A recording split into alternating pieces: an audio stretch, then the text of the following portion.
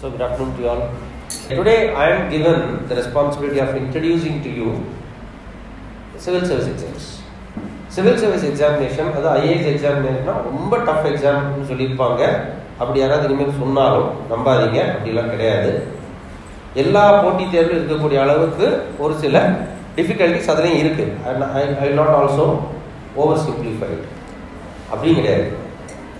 It has its own difficulty levels which are surmountable, which are easily tacklable.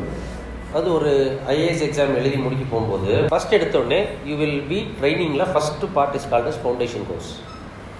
இந்த foundation course எங்கே நடக்குதுன்னா மசூரின்ற ஒரு இடத்துல தேராதூனில் Lal Bahadur Shastri national academy of administration ஆகுது. 4 months ஃபவுண்டேஷன் கோர்ஸ். அந்த 4 மாதம் ஒரு IAS ஆஃபீஸர், ஒரு IPS ஆஃபீஸர் அல்லது ஒரு IFS ஆஃபீஸர் ஒரு IRS ஆஃபீஸர் என்ன மாதிரி ட்ரைனிங் எடுத்துக்கிறாங்க. இந்த லாஜிக் என்னன்னா, முதல்ல ஒரு ஆஃபீஸராக நீ ஒரு IAS ஆஃபீஸராக இருக்கணும்னா, ஒரு IPS ஆஃபீஸராக இருக்கணும்னா you should know about India. இந்தியாவுடைய டிஃப்ரெண்ட் ஆஸ்பெக்ட்ஸ் தெரியணும். இதெல்லாம் தெரிஞ்சால் தான் ஒரு கண்ட்ரியை பற்றி ஒரு கம்ப்ளீட் ஐடியா இருந்தால் தான் ஒரு நல்ல ஆஃபீஸராக இருக்க முடியுங்க தான் ஃபண்டமெண்டல்.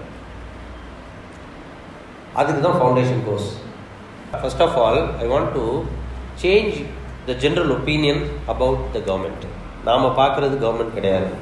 கவர்மெண்ட்குள்ளே நடக்கிற விஷயங்கள் நிறைய இருக்குது, அது வேறு. I want to break that myth out of you. If somebody really wants to go there, நான் நிஜமாவே எனக்கு IAS இன்ட்ரெஸ்ட் இருக்கு சார், நான் போகணும், நான் என்ன பண்ணணும் அப்படின்னா there are 2 things. ஒன்று வந்து எக்ஸாம் பற்றி தெரியணும், ரெண்டாவது அந்த எக்ஸாமை எப்படி கிராக் பண்ணணும்னு தெரியணும். Let us see what will be to be an IAS officer. See, being an IAS அப்படின்னு சொன்னோம்னா, இப்போ ஜாபுக்கும் கரியருக்கு வித்தியாசம் தெரியுமா? ஜாபுங்கிறது ஒரு வேலை, எங்கே வேணால் என்ன வேலை வேணால் யார் வேணால் எடுத்து பண்ணலாம். பட் கரியர் அப்படிங்கிறது வேறு. கரியர் அப்படிங்கிறது என்னென்னா, ஒரு வேலைக்கு போயிட்டு அந்த வேலைக்கான தகுதிகளை வளர்த்துக்கிட்டே போயிட்டு அப்புறம் அந்த வேலையிலேயே வந்து ப்ரமோஷன்ஸ்லாம் எடுத்து ஒரு காலேஜில் ஜூனியர் லெக்சராக ஜாயின் பண்ணி பிரின்ஸிபல் ஆகி அதுக்கப்புறம் வேறு லெவலில் யூனிவர்சிட்டிக்கு போய் வைஸ் சான்சலர் கூட ஆகலாம். அந்த மாதிரி ஒரு ஸ்ட்ரீமில் போகிறதுக்கு பேர் கரியர். ஏட்டா, பட் IAS அண்ட் IPSங்கிறது ஜாபும் கிடையாது, கரியரும் கிடையாது. But it will be something else. It is life. ஏன் இது லைஃப்னு சொல்கிறோன்னா, the way you think, the way you conduct yourself, the way you live எல்லாமே மாறிடும். இன்னொன்று, if you really want to make difference in lives of people you can. What I'm saying is true. Your life will be completely different. As an IAS officer your generation will change. That is why we say it is not just a job or career, but it is a life. சரி, கவர்மெண்ட்டுக்கு ஏன் sir வேலைக்கு வரணும்? You will not work for anybody's profit, but you will work for society's benefit, and it will have challenging life. சரி, now coming to the exam part. It is about 5 blind men explaining elephants. அதுதான் இந்த கதையை. உங்களுக்கு யானை பானை வயிறு தொட்டவன் யானை பானை மாதிரி இருக்கணுவான், காலை தொட்டவன் தூண் மாதிரி இருக்கணும். அதே மாதிரி தான் எக்ஸாமும். IAS எக்ஸாம் வந்து மோஸ்ட் டிஃபிகல்ட்டு. அது யாராலும் எழுத முடியாது, நிறைய அறிவு வேணும், நிறைய படிக்கணும். ஒன்லி டாப்பர்ஸ் தான் கிளியர் பண்ண முடியும். இது எல்லாமே மெத்து கேட்டா, இது எல்லாமே மெத்து. நான் படிக்க முடியாதா? யார் வேணாலும் படிக்கலாம், எப்படி வேணாலும் படிக்கலாம். Let me tell you the basic schemes of the exam. நான் சொல்லிடுறேன் குவிக்லி. ஸோ IAS எக்ஸாமில் ஜென்ரலாக எப்படி இருக்குன்னா, ஃபஸ்ட்டு ப்ரிலிம்ஸு, ப்ரிலிமினரி எக்ஸாம், அடுத்தது மெயின் எக்ஸாம், அடுத்தது இன்டர்வியூ. ப்ரிலிமினரி எக்ஸாமினேஷன் இப்போது மொத்தம் 200 மார்க்ஸ் கேட்குறாங்க. 2 பேப்பர், ஆனால் 200 மார்க்ஸுக்கு. ஃபஸ்ட் பேப்பர் ஜென்ரல் ஸ்டடீஸ்னு சொல்லுவோம், செகண்ட் பேப்பர் CSATன்னு சொல்லுவோம். ஃபஸ்ட் பேப்பரில் 200 மார்க்ஸுக்கு எக்ஸாம். அந்த 200 மார்க்ஸுக்கு நீங்கள் எவ்வளோ மார்க் வாங்குறீங்களோ அதை பேஸ் பண்ணி நெக்ஸ்ட்டு மெயின்ஸ் எக்ஸாமினேஷனுக்கான குவாலிஃபிகேஷன். ரைட்டா? And CSAT examination qualifying paper. அதாவது CSAT எக்ஸாமினேஷனில் 200 மார்க்குக்கு பரீட்சை, அதில் 66 மார்க் எடுத்தால் தான் உங்களோட ஃபஸ்ட் பேப்பர் திருத்துவாங்க, இல்லைன்னா திருத்த மாட்டாங்க. அதனால தான் அது குவாலிஃபை. ப்ரிலிமினரி குவாலிஃபை ஆனதுக்கப்புறம் மெயின் எக்ஸாமினேஷன் போகும். Main examination is written examination. அதில் 1750 மார்க்குக்கு ரிட்டன் எக்ஸாம். மொத்தம் 9 பேப்பர்ஸ். 9 பேப்பர்ஸில் 2 குவாலிஃபைங் பேப்பர் வேணும்னா நோட் பண்ணிக்கலாம். ஒன்று இங்கிலீஷ், இன்னொன்று ரீஜனல் லாங்குவேஜ். நம்ம தமிழ் எடுத்துக்கலாம், இல்லாட்டா ஏதாவது ஒரு இந்தியன் லாங்குவேஜ் எடுத்துக்கலாம். ரிமைனிங் 7 பேப்பர்ஸ் இருக்கும். அதில் 4 general studies paper, 2 optional paper, ஒரு எஸ்ஏ பேப்பர். ஆப்ஷனல் நீங்கள் எந்த ஆப்ஷன் வேணாலும் சூஸ் பண்ணிக்கலாம். There are list of options. அதுக்கப்புறம் we will have one essay paper. So எல்லாம் சேர்ந்து 1750 மார்க்ஸ். இந்த 1750 மார்க்ஸுக்கு எவ்வளோ ஸ்கோர் பண்ணுறீங்களோ அது எவ்ரி இயர் கட் ஆஃப் இருக்கும். அந்த கட் ஆஃப் கிராஸ் பண்ணிங்கன்னா you will be called for interview. Interview personality test. That is for 275 marks. இப்போது இந்த ப்ரிலிமினரி எக்ஸாமினேஷனில் நெகட்டிவ் மார்க்கிங் உண்டு. அதாவது நீங்கள் 3 கொஸ்டின் தப்பு பண்ணிங்கன்னா ஒரு கரெக்ட் கொஸ்டினுக்கான மார்க் போயிடும்.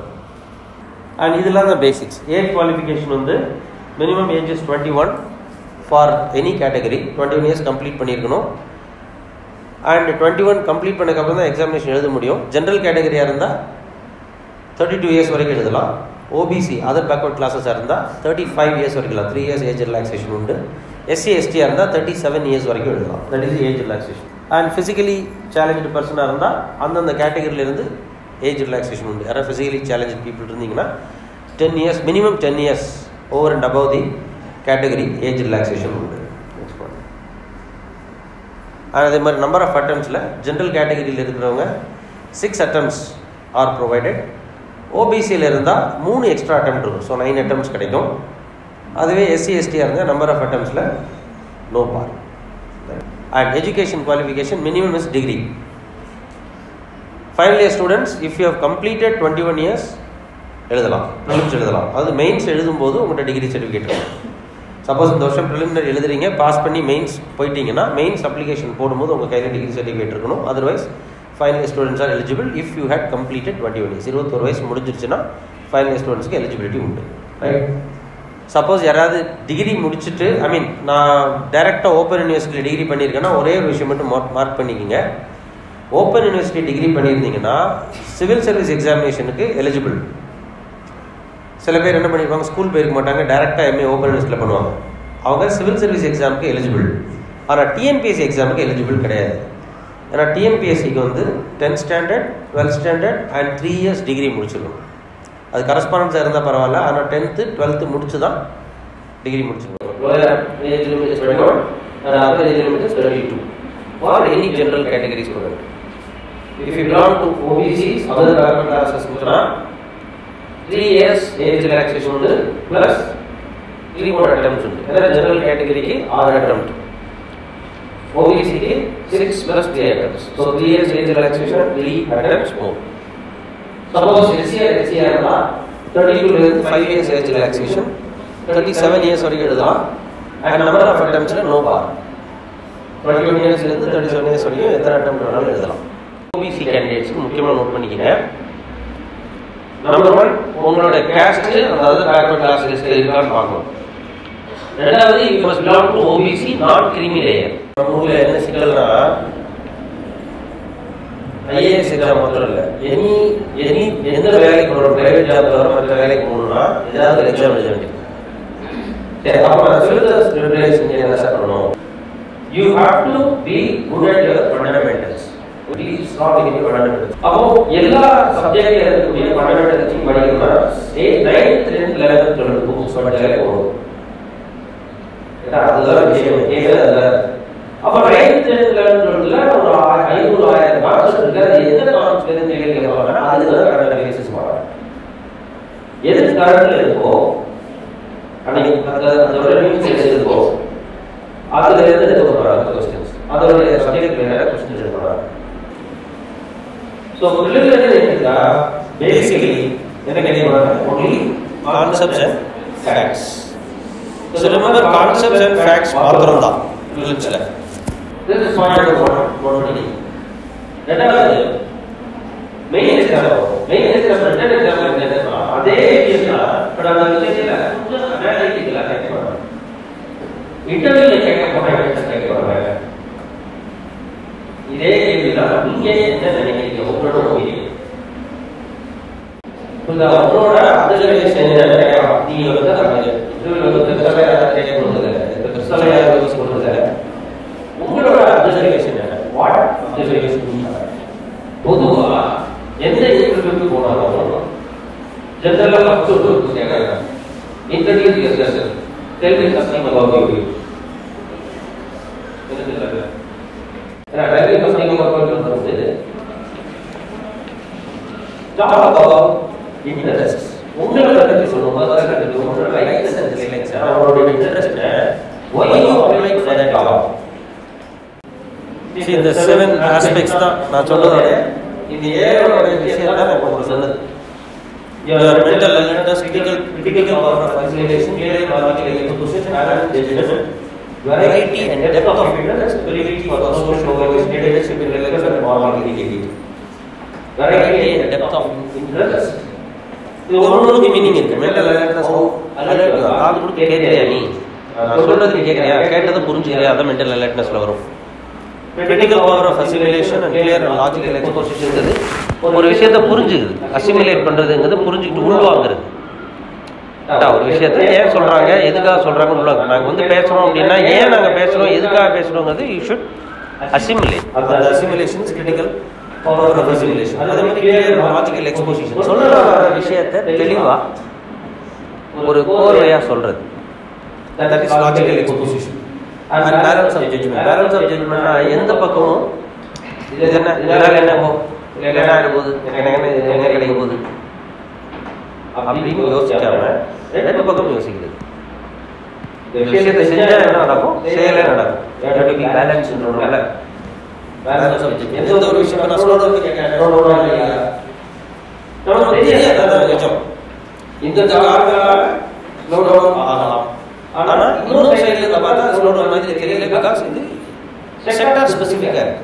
ஸ்லோடவுன் எங்க இருக்கு, ஆட்டோமொபைல் செக்டார்ல தான் இருக்குது, மற்ற செக்டார்ல இல்ல. இப்போ டூரிசம் எடுத்தா டூரிசம் நிறைய இருக்கு, ஃபுட் இண்டஸ்ட்ரி ஃபுட் இண்டஸ்ட்ரி நிறைய சேல் கூடுது, ஃபுட் இண்டஸ்ட்ரி சேல் கூடுது. அப்போ செக்டார் வைஸா தான் இருந்தாலும் ஸ்லோடவுன் சொல்ல முடியாது. அதான் பேலன்ஸ் ஆஃப் ஜட்ஜ்மெண்ட் சொல்றது. எனக்கு தெரிஞ்சது தெரியும்னு சொல்றது, தெரியாதது சொல்றது ஊத்துறது.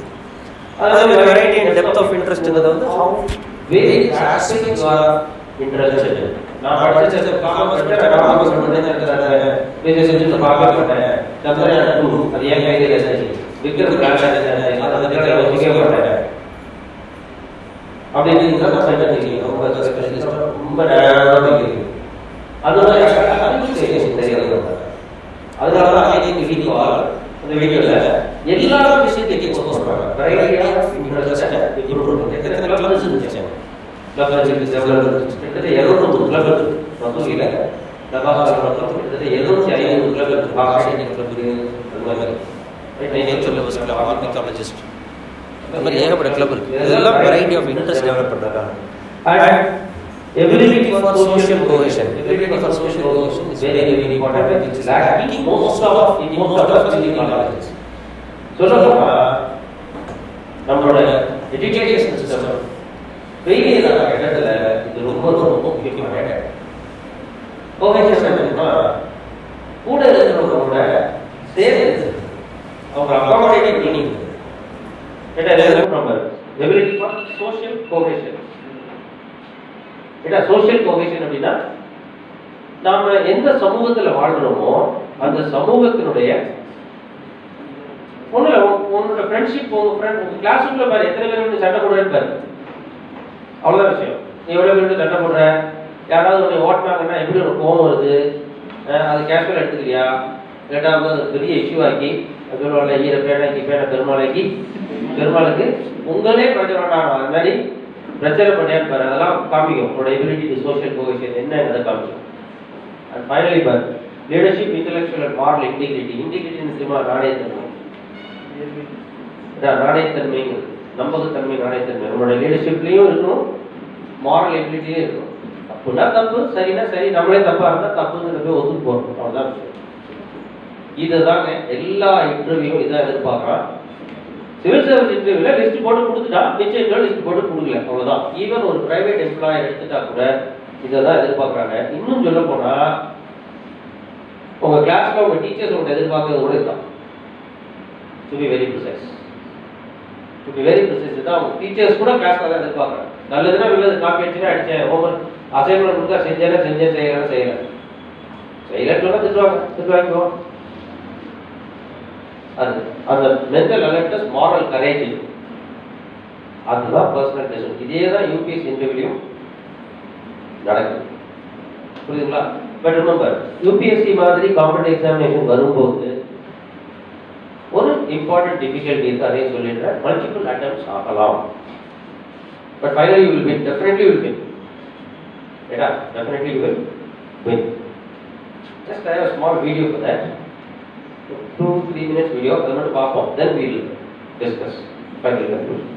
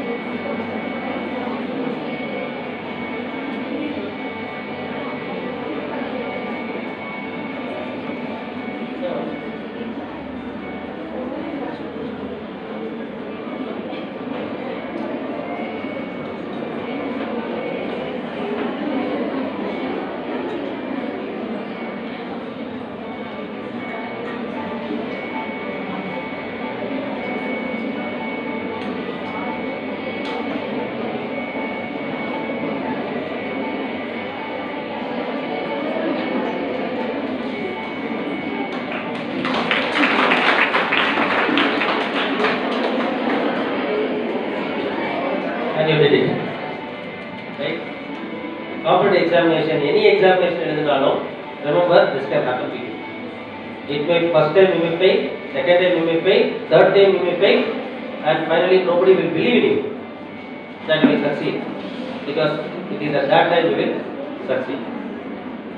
Hope I was able to do some justice to you today.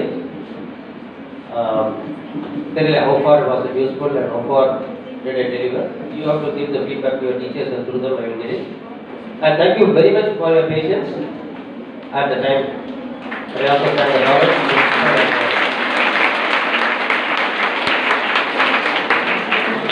Thank you very much.